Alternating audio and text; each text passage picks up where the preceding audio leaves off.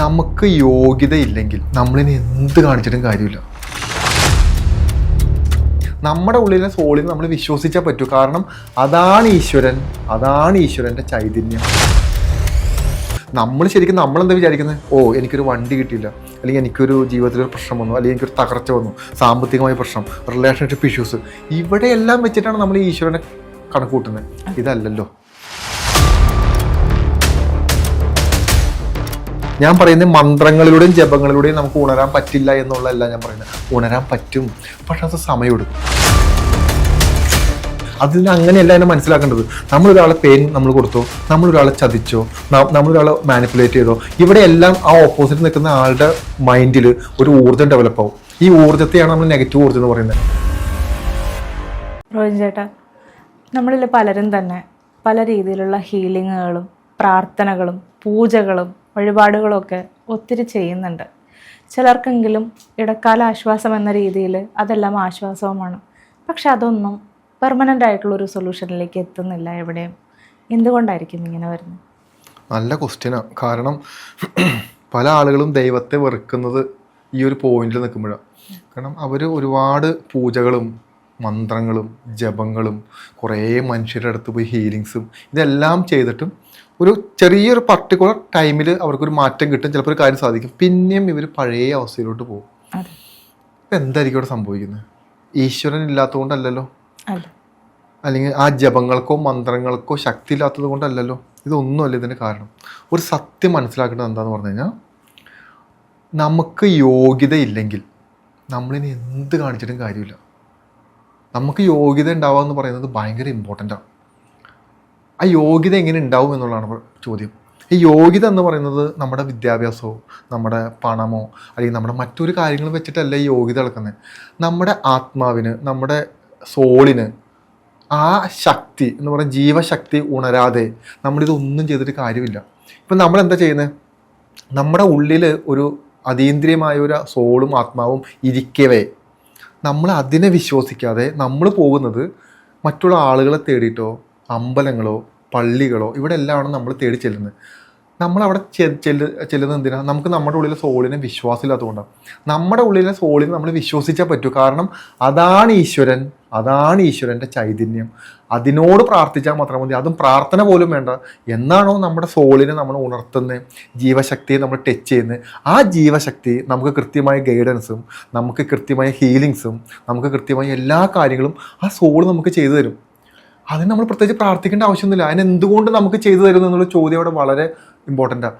കാരണം നമ്മുടെ ശരീരം നിലനിൽക്കുക എന്ന് പറയുന്നത് ആ സോളിന് ഭയങ്കര ഇമ്പോർട്ടൻ്റാണ്. കാരണം ആ സോള് പരമചൈതന്യത്തിൽ ലയിക്കാൻ വേണ്ടി നമ്മളെ ശരീരം ഭയങ്കര ആവശ്യമാണ്. അതുകൊണ്ട് നമ്മുടെ ശരീരത്തിനെ പ്രൊട്ടക്റ്റ് ചെയ്യുക ഏതെല്ലാം രീതിയിൽ, പുറത്തുനിന്ന് വരുന്ന ഈവൾ എനർജികളുടെ കാര്യത്തിൽ, നെഗറ്റീവ് ഇഷ്യൂകളുടെ കാര്യത്തിൽ, ഇമോഷൻ ബേസിൽ എന്ന് വേണ്ട എല്ലാ കാര്യങ്ങളിലും നമ്മളെ പ്രൊട്ടക്റ്റ് ചെയ്യുക എന്ന് പറയുന്നത് നമ്മുടെ ഉള്ളിലിരിക്കുന്ന സോളിൻ്റെ എന്താ പറയുക, അത് സോൾ അതിനു വേണ്ടി കഠിന പരിശ്രമം നടത്തും. പക്ഷെ നമ്മൾ കാണുന്നില്ല എന്ന് മാത്രമേ ഉള്ളൂ. ഒന്ന് ആലോചിച്ച് നോക്ക്. നമ്മൾ ശരിക്കും നമ്മളെന്താ വിചാരിക്കുന്നത്? ഓ, എനിക്കൊരു വണ്ടി കിട്ടിയില്ല, അല്ലെങ്കിൽ എനിക്കൊരു ജീവിതത്തിലൊരു പ്രശ്നം വന്നു, അല്ലെങ്കിൽ എനിക്കൊരു തകർച്ച വന്നു, സാമ്പത്തികമായ പ്രശ്നം, റിലേഷൻഷിപ്പ് ഇഷ്യൂസ്, ഇവിടെയെല്ലാം വെച്ചിട്ടാണ് നമ്മൾ ഈശ്വരനെ കണക്ക് കൂട്ടുന്നത്. ഇതല്ലല്ലോ. ഇതിൻ്റെ അപ്പുറത്തോട്ട് നമുക്ക് എന്തൊക്കെ സംഭവിക്കായിരുന്നു? നമ്മൾ രാവിലെ എഴുന്നേറ്റ് നടക്കുന്നതിന് വലിയ കാര്യമല്ലേ? ഭക്ഷണം കഴിക്കുന്നത് വലിയ കാര്യമില്ലേ? കിടന്ന് ഉറങ്ങുന്നത് വലിയ കാര്യമില്ലേ? ഇതൊന്നും വലിയ കാര്യമല്ലേ? ഇനി എത്ര കഴിവുള്ള ഒരുത്തനാണെങ്കിലും ആ വ്യക്തിക്ക് ഈ വക കാര്യങ്ങൾ ചെയ്തു കൊടുക്കാൻ പറ്റുമോ? ഒരു മനുഷ്യന് ചെയ്തു കൊടുക്കാൻ പറ്റില്ല. അവിടെ ജീവൻ എന്ന് പറയുന്നൊരു സത്യം വേണം. അപ്പോൾ ഞാൻ പറഞ്ഞത് എന്താണെന്ന് പറഞ്ഞു കഴിഞ്ഞാൽ, നിങ്ങൾ മന്ത്രങ്ങളോ പൂജകളോ ഹീലിങ്സോ ഇതിനൊന്നും പോകേണ്ട ആവശ്യമില്ല. നിങ്ങൾ ആകെ ചെയ്യേണ്ടത് ഒരു ലോകത്ത് ഒരു പൈസ മുടക്കില്ലാത്ത ഒരേ ഒരു കാര്യം എന്താണെന്ന് പറഞ്ഞാൽ, നിങ്ങളുടെ സോളിനെ, നിങ്ങളുടെ ആത്മാവിനെ, ആ ചൈതന്യത്തെ നിങ്ങൾ തിരിച്ചറിയുക. അതിനുവേണ്ടി നിങ്ങൾക്ക് എന്താണോ ചെയ്തു കൊടുക്കാൻ പറ്റുന്ന കാര്യങ്ങൾ ചെയ്തു കൊടുക്കുക. അതിന് ചെയ്തു കൊടുക്കേണ്ട കാര്യങ്ങളൊക്കെ വളരെ വ്യക്തമായി നൂറ്റാണ്ടുകൾക്ക് മുന്നേ നമ്മുടെ ഭാരതത്തിലുള്ള കാര്യമാണ്. എന്ന് പറഞ്ഞാൽ പ്രോപ്പർ മെഡിറ്റേഷൻ ചെയ്യാന്നുള്ളതാണ്. ഞാൻ പറയുന്നത് മന്ത്രങ്ങളിലൂടെയും ജപങ്ങളിലൂടെയും നമുക്ക് ഉണരാൻ പറ്റില്ല എന്നുള്ളതല്ല ഞാൻ പറയുന്നത്. ഉണരാൻ പറ്റും, പക്ഷെ അത് സമയമെടുക്കും. അത് കുറേ വർഷങ്ങൾ എടുക്കുന്ന പ്രോസസ്സാണ്. അത്രയും പ്രോസസ്സ് പോലും വേണ്ട. വളരെ കൃത്യമായ ഒരു ഗൈഡൻസ് ഉള്ളൊരു മെഡിറ്റേഷനോ സാധനയോ നിങ്ങൾ സ്വീകരിച്ചാൽ നിങ്ങൾ പ്രാർത്ഥിക്കുക പോലും വേണ്ട. നിങ്ങൾ അമ്പലങ്ങളിൽ പോകണ്ട, നിങ്ങൾ പള്ളികളിൽ പോകണ്ട, നിങ്ങൾ പൂജകൾ ചെയ്യേണ്ട, നിങ്ങൾ ഒന്നും ചെയ്യണ്ട. കാരണം എന്താ? ആ ശക്തി, ആ ജീവൻ്റെ എനർജി നമ്മൾ നമ്മുടെ ശരീരത്തിലൂടെ കൺവെർട്ട് ചെയ്ത് നമ്മുടെ സോളിന് കൊടുത്ത് സോളിനെ ഉണർത്തിക്കൊണ്ടുവരിക. സോൾ ഉണർന്നാൽ നമ്മുടെ ഉള്ളിലുള്ള ഒരു ആത്മാവ് നമ്മുടെ ഉള്ളിലിരിക്കാൻ നമുക്ക് ആർക്കും വിശ്വസിക്കാൻ പറ്റാത്തത്.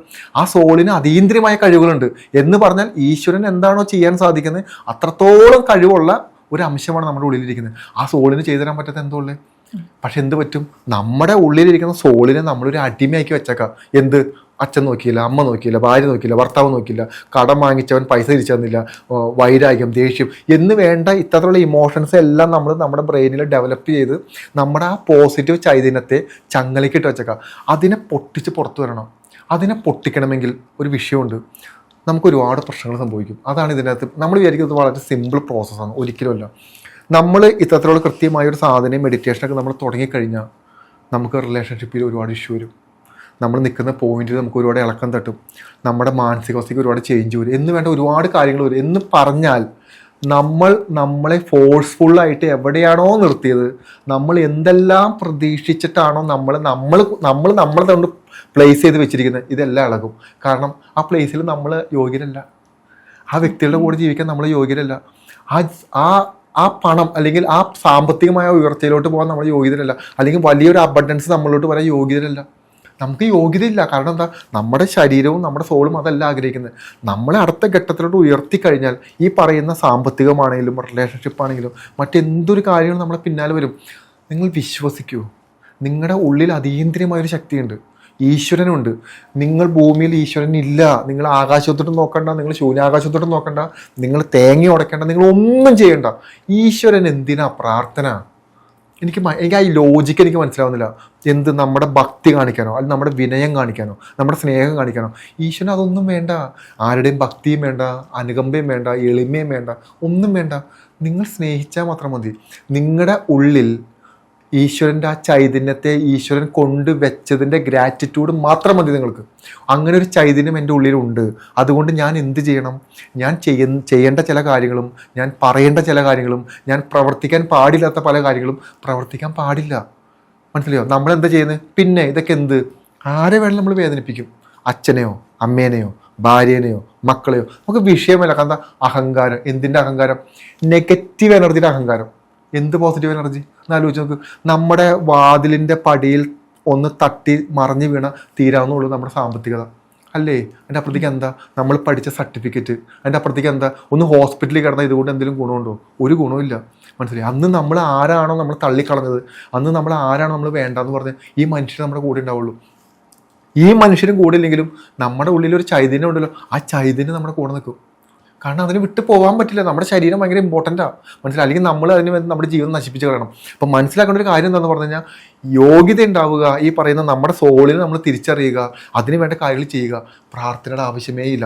ഇത് ഞാൻ എന്തുകൊണ്ടാണ് ഇങ്ങനെ പറയാൻ കാരണം, ഒരുപാട് മനുഷ്യരൊന്നും എപ്പോഴും പറയുന്ന, ഓക്കെ എൻ്റെ ജീവിതത്തിൽ ഒരുപാട് സങ്കടം സംഭവിക്കുന്നു, ഒരുപാട് പ്രശ്നങ്ങൾ സംഭവിക്കുന്നു, എനിക്കതിൽ നിന്ന് പുറത്തു വരാൻ പറ്റില്ല, അല്ലെങ്കിൽ ഞാൻ വർഷങ്ങളോളം പ്രാർത്ഥിച്ചു എന്നിട്ട് എനിക്കത് കിട്ടിയില്ല. ഞാൻ കാര്യം ചോദിക്കട്ടെ, വർഷങ്ങളോളം ഒരു കാര്യം എടുത്ത് പ്രാർത്ഥിച്ചു, ആ കാര്യം എനിക്ക് ലഭിക്കാനുള്ള എനിക്ക് എന്ത് യോഗ്യതയാണ്? ഞാൻ എന്താ ചെയ്തിട്ടുള്ളത് ഈ യോഗ്യതയ്ക്ക് വേണ്ടി? നമ്മൾ ഒരാളുടെ കാര്യം ചോദിക്കുമ്പോൾ നമ്മളോട് ചോദിക്കണ്ടേ, ഓക്കെ എനിക്ക് എന്താ യോഗ്യത? ഞാൻ എന്താ ചെയ്തേ? ഒന്നും ചെയ്തിട്ടില്ല. നമ്മൾ നമ്മുടെ ആഗ്രഹങ്ങൾ ഡെവലപ്പ് ചെയ്തുകൊണ്ടിരിക്കുക.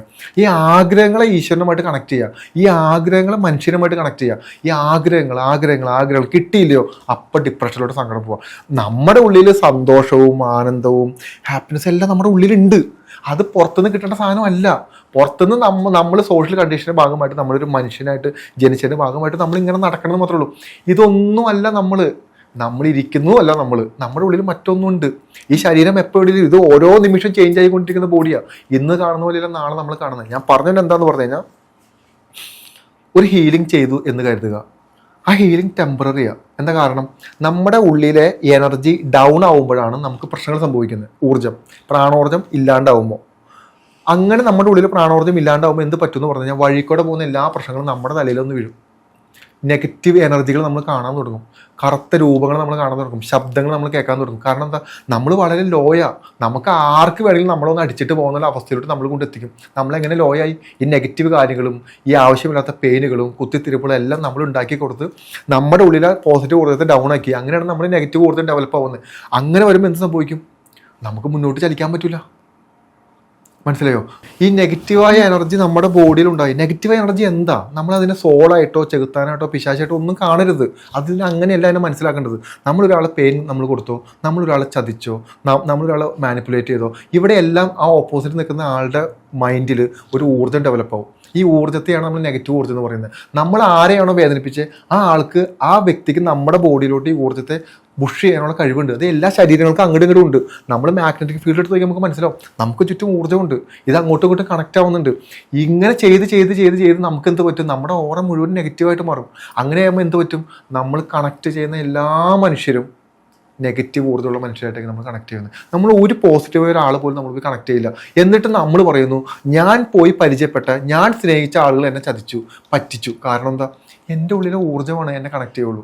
എൻ്റെ ഉള്ളിൽ പോസിറ്റീവാണോ, ഞാൻ കണക്ട് ചെയ്യുന്നത് എപ്പോഴും പോസിറ്റീവ് ആളുകളായിട്ടായിരിക്കും. കാരണം എന്താ? നെഗറ്റീവായ ഒരാളുകളെ കണ്ടാൽ നമുക്ക് മനസ്സിലാവും, ഓക്കെ അവൻ നെഗറ്റീവാണോ, അവൻ പ്രശ്നം ഉണ്ടാക്കാൻ പോകണോ. ഇത് ആര് പറയും? നമ്മുടെ ഉള്ളിലെ സോള് നമ്മളോട് കമ്മ്യൂണിക്കേറ്റ് ചെയ്യും. നീ സൂക്ഷിച്ചോ, പണി കിട്ടും, നീ മുന്നോട്ട് പോകണമെന്നൊക്കെ പറയും. ഈ സോളിൻ്റെ വാക്കുകൾ നമുക്ക് കേൾക്കണമെന്ന് ഉണ്ടെങ്കിൽ നമ്മൾ ഒന്ന് അപ്ഗ്രേഡ് ആവണം. മനസ്സിലായോ? ഇതിവിടെ ഈശ്വര വിശ്വാസത്തെ പറ്റിയിട്ടോ മറ്റേ അന്ധവിശ്വാസത്തെ പറ്റിയിട്ടോ ഒന്നല്ല പറയുന്നത്. It's A reality. ഇതാണ് സത്യം. ഈ സത്യം നമ്മൾ എന്ന് മനസ്സിലാക്കുന്നു എന്ന് ആലോചിക്കുക. നമ്മൾ എന്തുകൊണ്ടാണ് നമ്മുടെ സോളിനെ ഉണർത്താൻ പറയുന്നത്?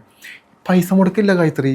ഒരു അമ്പലത്തിൽ പോയി കിടക്കാനല്ല പറയുന്നത്, ഒരു ലക്ഷക്കണക്കിന് പൂജ ചെയ്യാനല്ല പറയുന്നത്. സ്വസ്ഥമായി നിങ്ങൾക്ക് നിങ്ങളുടെ വീട്ടിലിരുന്ന് നിങ്ങളുടെ സ്വരൂപവുമായി, നിങ്ങളുടെ ചൈതന്യമായിട്ട് നിങ്ങൾക്ക് കണക്ട് ചെയ്യാം. അതിന് ഒരാളും വേണ്ട, ഒരു പുരോഹിതർ വേണ്ട, ഒരു പൂജാരി വേണ്ട, ആരും വേണ്ട. അവിടെ ഒരു പൂജ വസ്തുക്കൾ വേണ്ട, ഒരു പൂക്കൾ വേണ്ട. ഈശ്വരനുമായിട്ട് നമുക്ക് കണക്ട് ചെയ്യാൻ ഇത്രയും സിമ്പിളായ ഒരു വഴി കിടക്കുമ്പോൾ നമ്മളിതൊന്നുമില്ലാതെ രാവിലെ കുളിച്ചൊരുങ്ങി അങ്ങ് പോവാ അമ്പലത്തിലോട്ട്. ക്വാളിറ്റി ഇല്ലാത്ത നമ്മൾ അമ്പലത്തിൽ പോവാം, എന്നിട്ട് അവിടെ നിന്നൊന്നും കിട്ടിയില്ല. എങ്ങനെ കിട്ടും? പക്ഷെ എങ്ങനെ കിട്ടാൻ എനിക്ക് മനസ്സിലാവുന്നില്ല. നമുക്ക് ആദ്യം നമ്മുടെ ഉള്ളിലൊരു സാധനം വേണം. നമ്മുടെ ഉള്ളിൽ ആ ചൈതന്യം ഉണ്ടെങ്കിൽ നമുക്ക് വേണ്ട എല്ലാ കാര്യങ്ങളും ചെയ്തു തരും. വിശ്വസിക്കുക. നിങ്ങൾക്ക് എന്താണ് നിങ്ങൾക്ക് പുറത്തു വരാം. നിങ്ങൾക്ക് എത്ര മോശം മാനസികാവസ്ഥയാണെങ്കിലും, നിങ്ങൾക്ക് എന്ത് അസുഖങ്ങളാണെങ്കിലും, നിങ്ങളിനി എന്ത് ക്രിട്ടിക്കൽ സിറ്റുവേഷനിലാണെങ്കിലും നിങ്ങളുടെ സോള് നിങ്ങളെ രക്ഷപ്പെടുത്തി പുറത്തു കൊണ്ടുവരും. കാരണം അത് സോളിൻ്റെ ആവശ്യമാണ് നിങ്ങളെ പുറത്തു കൊണ്ടുവരിക എന്നുള്ളത്. അതല്ലാതെ നിങ്ങളെ മരിക്കാൻ വിടുക, നിങ്ങളെ നശിക്കാൻ വിടുക ഒരിക്കലും നിങ്ങളുടെ സോൾ ചെയ്യില്ല. കാരണം ആ സോളിനത് ആവശ്യമാണ്. നൂറ്റാണ്ടുകൾ കാത്തിരുന്നിട്ടാണ് നമ്മുടെ ഉള്ളിൽ നമ്മുടെ സോളിരിക്കുന്നത്. അതിന് നൂറ്റാണ്ടുകളുടെ കാൽപ്പഴക്കമുണ്ട്, നൂറ്റാണ്ടുകളുടെ കാത്തിരിപ്പുണ്ട്. ആ സോളിന് നമ്മുടെ ശരീരം നഷ്ടപ്പെടാന്ന് പറയുന്നത് നമ്മൾ വിചാരിക്കാൻ പറ്റാതിനേക്കാളും പെയിനാണ്. സ്വന്തം അമ്മയ്ക്ക് ഒരു കുഞ്ഞ് നഷ്ടപ്പെടുമ്പോണ്ടാവുന്ന വേദന എന്താണോ അതിൻ്റെ 10,000 മടങ്ങാണ് ആ സോൾ അനുഭവിക്കുന്ന പെയിൻ എന്ന് പറയുന്നത്. മനസ്സിലായോ? ആ പെയിൻ നമ്മൾ തിരിച്ചറിയണം. അല്ലാതെ നമ്മളിരുന്ന് അഹങ്കാരം കാണിക്കുമോ, നമ്മളെന്തോ വലിയ സംഭവമാണ് കാണിക്കുമോ ഒന്നും അല്ല ചെയ്യേണ്ടത്. എൻ്റെ ഒന്നും ആവശ്യമില്ല. വളരെ സ്വസ്ഥമായി സമാധാനമായിട്ടിരിക്കുക. എപ്പോഴും ഒരു മെഡിറ്റേഷനോ ഇത്തരം ഗൈഡൻസോ സ്വീകരിക്കുമ്പോൾ ഒരു ഗൈഡഡ് ആയ ആളുകളിൽ നിന്ന് മാത്രം സ്വീകരിക്കുക. അത്രേ ഉള്ളൂ കണ്ടീഷൻ. അതല്ലാതെ യൂട്യൂബ് നോക്കി ഞാൻ മെഡിറ്റേഷൻ ചെയ്തു, കണ്ണടച്ചിരിക്കുന്നതല്ല മെഡിറ്റേഷൻ. മനസ്സിലായി? അല്ലെങ്കിൽ എന്തെങ്കിലും ജപങ്ങൾ എത്തിക്കുന്നതല്ല മെഡിറ്റേഷൻ. അതിന് കൃത്യമായ വഴികളുണ്ട്, കൃത്യമായ പ്രൊസീജിയേഴ്സ് ഉണ്ട്. നമ്മുടെ മാനസികാവസ്ഥയുമായി ബന്ധപ്പെട്ട കാര്യങ്ങളാണ്. ഇപ്പോൾ കുറേ കാര്യങ്ങൾ ഇതിനകത്ത് അടങ്ങിയിട്ടുണ്ട്. ഈ റിയലൈസേഷൻ വന്നാൽ, നമ്മുടെ ഉള്ളിലുള്ള സോളിനെ നമ്മൾ കണക്ട് ചെയ്താൽ ഹൈലി നമ്മൾ പ്രൊഫഷണലി നമ്മൾ ഉയരും. റിലേഷൻഷിപ്പിൽ നമ്മൾ വളരെ ഹാപ്പി ആയിരിക്കും. നമ്മുടെ സമൂഹത്തിൽ, നമ്മുടെ ജോലിയിൽ എന്ന് വേണ്ട എന്തൊരു കാര്യത്തിലും നമുക്ക് സക്സസ് അല്ലാതെ വേറെ ഒന്നും വരില്ല. കാരണം എന്താ? നമ്മൾ വളരെ കൃത്യം ഫോക്കസിലാണ് പോകുന്നത്. നമ്മൾ ഒരാളും മാനിപ്പുലേറ്റ് ചെയ്യുന്നില്ല. കാരണം എന്താ? ഒരു നെഗറ്റീവ് എനർജിക്ക് നമ്മളെ മാനിപ്പുലേറ്റ് ചെയ്യാനുള്ള കഴിവുണ്ട്. ഒരു നെഗറ്റീവ് സോളിന് നമ്മളെ തെറ്റിദ്ധരിപ്പിക്കാനുള്ള കഴിവുണ്ട്. ഒരു നെഗറ്റീവ് ഊർജ്ജത്തിന് നമുക്ക് വേണമെങ്കിൽ നമ്മളിലോട്ട് ലൈംഗികമായ ഊർജ്ജത്തെ പുഷ് ചെയ്യാൻ പറ്റും. പല മനുഷ്യർ അങ്ങനെ ജീവിക്കുന്നത്. ചില മനുഷ്യർ വെറുതെ ഇരിക്കുമ്പോഴേ അവർക്ക് സെക്ഷുവാലിറ്റി ഫീൽ ചെയ്യുക. ഇത് എവിടെ നിന്ന് വരുന്നു? ഈ ബുഷിങ് കിട്ടിക്കൊണ്ടിരിക്കുക. അങ്ങനെ തൊട്ട് ഒരുപാട് മായകളുടെ നടുക്കാണ് നമ്മൾ നിൽക്കുന്നത്. ഇതിൽ നിന്നെല്ലാത്തിനും നമ്മൾ പ്രൊട്ടക്റ്റ് ചെയ്യും. ഓക്കെ, നിൻ്റെ വഴി ഇതല്ല, ഇതാണ് നിൻ്റെ വഴി, നീ അങ്ങോട്ട് പോകും. സൈഡിൽ നിന്ന് പലരും പലതും ചെയ്യും. പലരും ഡ്രഗ്സ് ഉപയോഗിക്കാൻ വിളിക്കും. സെക്ഷുവാലിറ്റി, വഴക്ക്, കാര്യങ്ങൾ, കുത്തിത്തിരിപ്പ്, ദേഷ്യം, ഇതെല്ലാം നമുക്ക് സൈഡിലുണ്ടാവും. ഇതിനെ ഒന്നും നമ്മളെ ടച്ച് ചെയ്യാതെ നമ്മൾ കൃത്യമായി പോകും. ഇതിന് വേണ്ടിയിട്ടാണ് എന്ന് പറഞ്ഞാൽ നമ്മുടെ ജീവിതം സക്സസ് ആവാൻ വേണ്ടിയിട്ട് നമ്മളിത് ചെയ്തേ പറ്റൂ. കാരണം എന്താ? നമ്മൾ പോയിട്ട് മറ്റൊരാളായിരിക്കും നമ്മൾ അഭിപ്രായം ചോദിക്കുന്നത്. അഭിപ്രായം പറയുന്ന ആൾക്ക് നമ്മുടെ ജീവിതത്തെപ്പറ്റി എന്തറിയാം? ഒന്നും അറിയാൻ പാടില്ല. എത്ര വലിയ എക്സ്പീരിയൻസ് ആണെങ്കിലും എന്താണെങ്കിലും നമ്മുടെ ജീവിതത്തിലെ ഒരു പ്രശ്നങ്ങൾ നമ്മൾ പോയി പറയുമ്പോൾ ആ വ്യക്തിക്ക് അതൊരു കഥയോ അല്ലെങ്കിൽ അതൊരു ഒന്നൊരു മോട്ടിവേഷൻ കൊടുത്തേക്കാം എന്ന് തോന്നിൻ്റെ അപ്പുറത്തോട്ട് നമ്മുടെ പെയിനെ പറ്റി മനസ്സിലാക്കാനോ അല്ലെങ്കിൽ നമ്മുടെ ബുദ്ധിമുട്ടിനെ പറ്റി മനസ്സിലാക്കാനുള്ള കഴിവുണ്ടാവില്ല. ഉള്ള മനുഷ്യരുണ്ട്, അത് വേറെ. ഭൂരിപക്ഷം ആളുകൾക്കും കഴിവില്ല. മനസ്സിലായോ? അപ്പം നമ്മൾ എന്ത് ചെയ്യും? നമ്മൾ ഒന്ന് ഇവിടുന്ന് കേട്ടു, നമ്മുടെ സ്വന്തം വീട്ടിൽ നിന്നൊരു വാക്ക് കേട്ടു, പാർട്ട്നേഴ്സിൻ്റെ കയ്യിൽ നിന്നൊരു കാര്യം കേട്ടു, ഫ്രണ്ട്സിൻ്റെ കയ്യിൽ നിന്നൊരു കാര്യം കേട്ടു, നമ്മുടെ ഈ പറയുന്ന ഹീലേഴ്സിൻ്റെ കയ്യിൽ നിന്നൊരു കാര്യം കേട്ടു, നമ്മൾ ആകെ കൺഫ്യൂസറാവും. ഒരു കൺഫ്യൂഷൻ്റെ ആവശ്യമില്ല. വളരെ സിമ്പിളാണ്. ഈശ്വരൻ അമ്പലങ്ങളിലോ പള്ളികളിലോ ആകാശത്തോ തൂണിലോ തുരുമ്പിലോ ഒന്നും ഇരിക്കുന്നില്ല. ഈശ്വരൻ ഇരിക്കുന്നത് നമ്മുടെ ഉള്ളിലാണ്. നമ്മുടെ ഉള്ളിലിരിക്കുന്ന ചൈതന്യമാണ് ഈശ്വരൻ. ആ ചൈതന്യത്തെ നിങ്ങൾ നോക്കാതെ ശ്രദ്ധിക്കാതെ മുന്നോട്ട് പോയിട്ട് നിങ്ങൾ അയ്യോ പത്തോ എന്ന് പറഞ്ഞ് ഈശ്വരനെ വിളിച്ചിട്ട് ഒരു കാര്യമില്ല. ഈശ്വരൻ മൈൻഡ് ചെയ്യില്ല.